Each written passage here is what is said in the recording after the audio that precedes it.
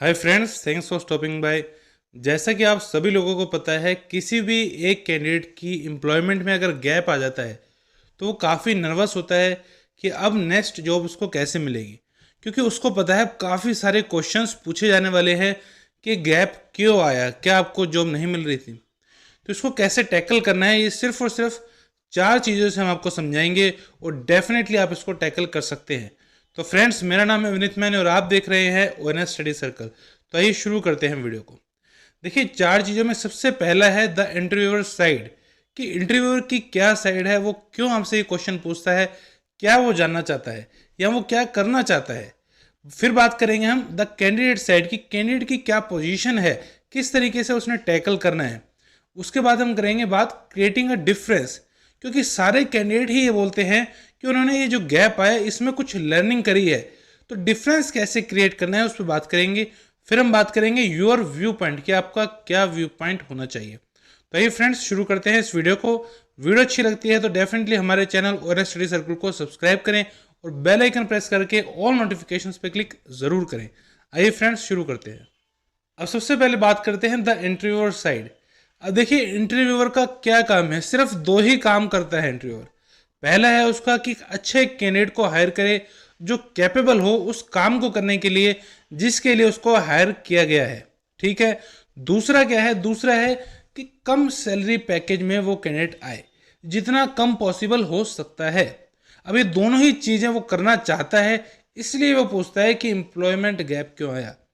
क्यों? क्योंकि दो चीजें वो देखता है कि अगर कैंडिडेट को प्रीवियस कंपनी ने निकाला था तो ये बोलेगा कि वो कैंडिडेट एक अच्छा कैंडिडेट नहीं है, इस वजह से उसको वो कम सैलरी पैकेज ऑफर करेगा या रिजेक्ट भी कर सकता है।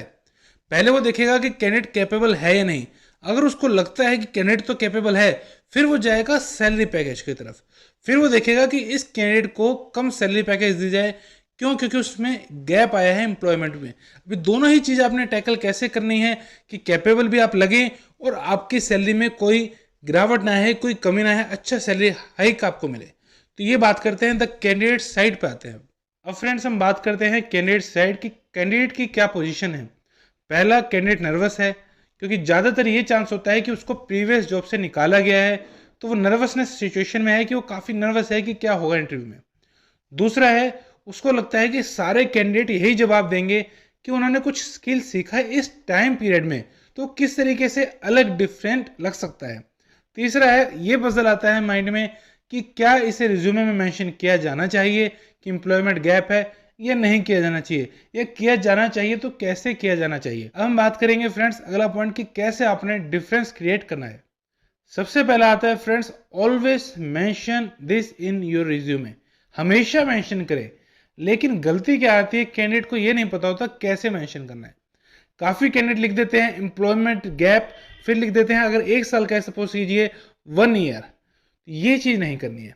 आपने लिखना है कि सपोज कीजिए 2020 से 2021 आपने जॉब करी, फिर 1-2 महीने का गैप आया है अगर, तो आप उसमें लिखें कि ड्यूरिंग दिस पीरियड आपने ये स्किल लर्न करी, और वो पीरियड लिखे जनवरी एंड फरवरी, सपोज कीजिए अगर आप वो मंथ ये हैं। तो आपने ये नहीं लिखना है एम्प्लॉयमेंट गैप। ये एक वर्ड जो है नेगेटिव इंप्रेशन क्रिएट करता है। आपने इस वर्ड का यूज करना ही नहीं अपने रिज्यूमे में। आपने लिखना है जब भी गैप है कि 1 साल का अगर किसी कैंडिडेट के उसमें एम्प्लॉयमेंट में गैप है, तो वो लिखे during this time period I was working on this, I was learning this skills. ये एक अच्छा मैसेज आता है। अब वो स्किल्स बाकी भी कैंडिडेट यही बोल रहे हैं, तो आप किस तरीके से बताएंगे कि वाकई में आपने ये लर्न किया है, उस पर बात करेंगे आगे। अब अगली सबसे बड़ी मिस्टेक है ट्रेसेबल ओपनिंग।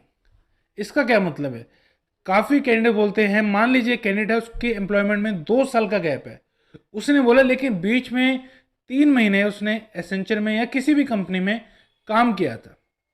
अभी एक ट्रेसेबल है कि उसने एसेंचर में काम किया था।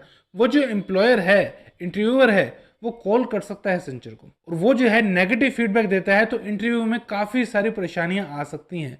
तो आपने ट्रेसेबल चीज़ें नहीं बतानी। आप बोल सकते हैं आपने फ्रीलैंसिंग किया है, इसमें ट्रेसेबल नहीं है, ये ट्रेस नहीं किया जा सकता, वो आपके क्लाइंट से जाके बात नहीं करेगा। तो इस तरीके से आपने ट्रेसेबल ऑब्जेक्ट नहीं बोलना। आपने ये नहीं बोलना कि आपने बीच में 1-2 महीने काम किया था। अगर 1-2 महीने काम किया भी है तो आप उसको नेगलेक्ट करें, उसको इग्नोर करें, उसको ना बताएं, क्योंकि इससे इंप्रेशन जाता है कि आप 1-2 महीने में स्विच भी कर जाते हैं। तो 1-2 महीने अगर काम किया है तो उसको आप ना बताएं, और ट्रेसेबल ऑब्जेक्ट जो है उसको ना बताएं। तो इस तरीके से आप एक डिफरेंस क्रिएट कर सकते हैं। चलते हैं फ्रेंड्स इस वीडियो में आगे। अगला पॉइंट है फ्रेंड्स, नॉट योर फॉल्ट। आपने ये नहीं बोलना कि आपको किसी कारण से निकाल दिया गया था। किसी भी कैंडिडेट को ये नहीं बोलना चाहिए कि उसको निकाला गया था। अब जैसे पेंडेमिक चल रहा है इस टाइम, तो एक परफेक्ट सिचुएशन है कि सिचुएशन इस तरीके की बनी हुई है, काफ़ी सारी कंपनियां जो हैं वो प्रोसेस उनके बेंच पे गए हैं और कैंडिडेट्स को निकाला गया है। तो ये सिचुएशन है, इसमें कैंडिडेट की कोई गलती नहीं है। ये जो सिचुएशन है, इससे इंटरव्यूअर ये नहीं कह सकता कि कैंडिडेट कैपेबल नहीं है। अच्छा कैंडिडेट हो सकता है क्योंकि सिचुएशन इस तरीके की है। तो ऐसी कोई सिचुएशन बताएं, कोई फैमिली सिचुएशन है वो भी आप बता सकते हैं। अब आप बता सकते हैं कि सिचुएशन इस तरीके की थी तो गैप आया, लेकिन टाइम पीरियड को जस्टिफाई कैसे करेंगे? तो आप बताएं फैमिली में भी कुछ इस तरीके की रिक्वायरमेंट्स थी कि आपने यही डिसीजन लिया कि कुछ टाइम पीरियड के लिए आप गैप लेंगे और अपने स्किल्स को इम्प्रूव करेंगे। इस तरीके से आपने अपने ऊपर फॉल्ट नहीं लाना, सिचुएशन के ऊपर या अदर थिंग्स के ऊपर वो फॉल्ट डालें कि उसकी वजह से ऐसा हुआ था। जिससे पेंडेमिक इस टाइम परफेक्ट सिचुएशन है। काफ़ी सारी रियलिटी में ऐसे कैंडिडेट्स जो हैं, काफ़ी सारे कैंडिडेट्स निकाले गए हैं क्योंकि कंपनियां बेंच पे गई हैं, उनका रिवेन्यू कम हुआ है, तो इस तरीके से बातें हुई हैं। तो इस तरीके से सिचुएशन पे फॉल्ट आप डाल सकते हैं। बात करते हैं फ्रेंड्स वीडियो में आगे। अब फ्रेंड्स जो अगला तरीका है डिफरेंस लाने का वो है अब अपने आप को एक्चुअली इम्प्रूव करें। ये कैसे हो सकता है? देखिए, जब आप इंटरव्यू देना स्टार्ट करते हैं, जब आपको होता है कि मेरी जॉब लग जाए, मैं जॉब करना चाहता हूँ, उस टाइम पीरियड में भी कुछ टाइम लगता है, लेकिन कैंडिडेट को ये लगता है मैंने इंटरव्यू दिया और जॉब लग जाए। लेकिन आप देखेंगे कोई भी कैंडिडेट देखता है कि कुछ टाइम उसमें लगता है। तो मीनवाइल आप काफ़ी सारी स्किल्स सीख सकते हैं। यूट्यूब है, यूट्यूब पे काफ़ी सारी स्किल्स हैं। हमने भी एक्सेल की वीडियोस बनाई हैं, आप उसको देख सकते हैं, या कोई भी सॉफ्टवेयर आप देखना चाहते हैं आप देख सकते हैं। तो एक्चुअल में अपने आप को इम्प्रूव करें, ये डेफिनेटली अच्छा एक रेपुटेशन जाता है आपका कि आपने वाकई में इम्प्रूव किया है। और नंबर्स में आप बात कर सकते हैं कि आपने ये चीज़ें करी थी, ये चीज़ें करी थी, एक नंबर वाइज बताएं। आपने मान लीजिए एक्सेल के एक्सेल बता सकते हैं, कम्युनिकेशन किया, टैली करा, तो आप नंबर वाइज बताएं। ऐसे ना बोले मैंने सॉफ्टवेयर सीखे। आप बात को समझ रहे हैं कि आपने नंबर और नाम लेना है कि आपने ये चीज़ें सीखी, ये नहीं आपने सॉफ्टवेयर सीखा, आपने स्किल को इम्प्रूव किया, क्योंकि काफ़ी कैंडिडेट यही बोलते हैं। तो ये एक डिफरेंस क्रिएट करता है बाकियों में और आप में।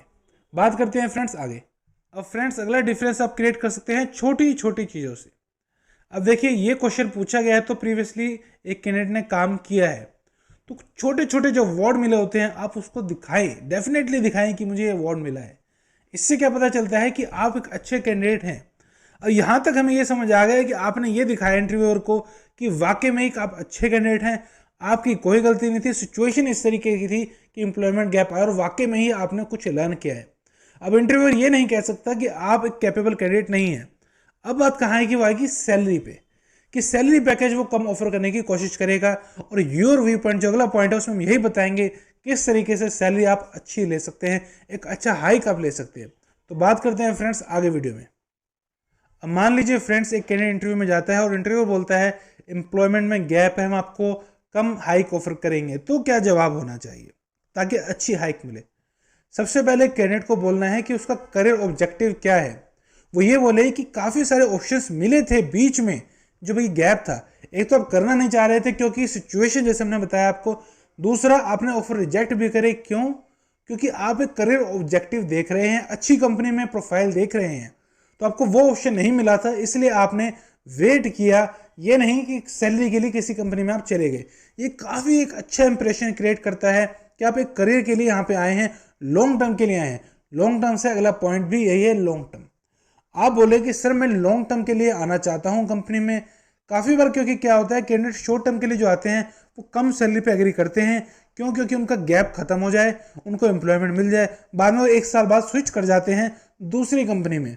ये लाइन आपने बोलनी नहीं है कि कैंडिडेट ऐसा करते हैं, लेकिन हम आपको बता रहे हैं कि ये सिचुएशन है। एम्प्लॉयमेंट गैप को कम करने के लिए काफ़ी बार कैंडिडेट क्या करते हैं, जो मिल रहे उसको ले लेते हैं, 1 साल बाद स्विच करते हैं ताकि वो गैप खत्म हो जाए। लेकिन आप बोलें कि सर मैं लॉन्ग टर्म के लिए यहाँ आया हूँ तो मुझे एक अच्छी सैलरी पैकेज चाहिए क्योंकि मेरा करियर ऑब्जेक्टिव भी इस कंपनी में है, करियर भी मुझे इसी में बनाना है और लॉन्ग टर्म के लिए मैं आया हूँ, तो इसलिए मैं अच्छी सैलरी चाहता हूँ ताकि मैं अच्छे से काम कर सकूँ और मेरा करियर यहीं पे बने। ये मेरी एक ड्रीम कंपनी आप बोल सकते हैं। तो इंटरव्यूअर को मैसेज जाएगा कि आप लॉन्ग टर्म के लिए आए हैं, ऐसे नहीं है 1 साल बाद आप स्विच कर जाएंगे, क्योंकि ये क्वेश्चन इंटरव्यूअर के माइंड में होता ही है। काफ़ी कैंडिडेट एक एक साल बाद जॉब को स्विच करते हैं। तो इस तरीके से अच्छा सैलरी पैकेज कंपनी आपको ऑफर करेगी। तो फ्रेंड्स, ये थी वीडियो आज की एम्प्लॉयमेंट गैप के ऊपर। आपको ये वीडियो कैसी लगी जरूर कमेंट बॉक्स में हमें लिखें। Thanks for watching this video. Thank you so much for your time.